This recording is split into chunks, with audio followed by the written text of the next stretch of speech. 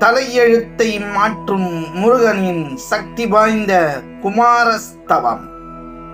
முருகனின் சக்தி வாய்ந்த இந்த மந்திரத்தை எப்படி பாராயணம் செய்வது, அதன் பலன்கள். குமாரஸ்தவம் படிப்பவர்கள் அசைவம் சாப்பிடுவதை நிரந்தரமாக நிறுத்திவிட்டுத்தான் இதை துதிக்க துவங்க வேண்டும். முதலில் துவங்கும் போது செவ்வாய்க்கிழமை, கிருத்திகை நட்சத்திரம், சஷ்டி திதி ஆகிய ஏதாவது ஒரு நாளில் துவங்க வேண்டும். அருகில் இருக்கும் முருகன் கோவில் அல்லது சிவன் கோயிலுக்கு சென்று ஒரு முறை பாராயணம் செய்ய வேண்டும். பிறகு வீட்டிற்கு வந்து முருகனின் படம் அல்லது சிலைக்கு முன்பு 8 முறை பாராயணம் செய்ய வேண்டும்.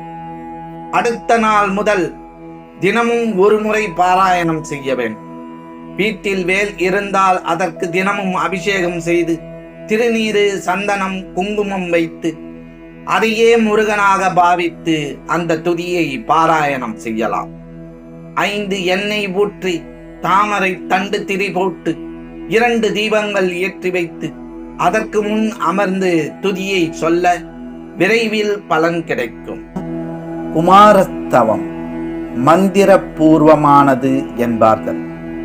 இதில் முருகனின் மகிமையோடு வேல், மயில் மற்றும் தேவியரின் சிறப்புகளும் கூறப்படுகின்றன.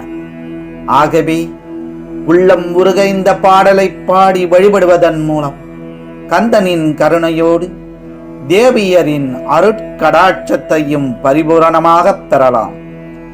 தெய்வ யானை தேவி நம் பிள்ளை செல்வங்களை காத்தருள்வார். பள்ளி பிராட்டி நம் வாழ்வில் பலம் சேர்ப்பார். வேலும் மயிலும் நம் குடும்பத்துக்கு என்றென்றும் துணை நிற்கும். வெற்றிவேல் முருகனுக்கு அரோகரா. வேலும் மயிலும் சேவலும் துணை.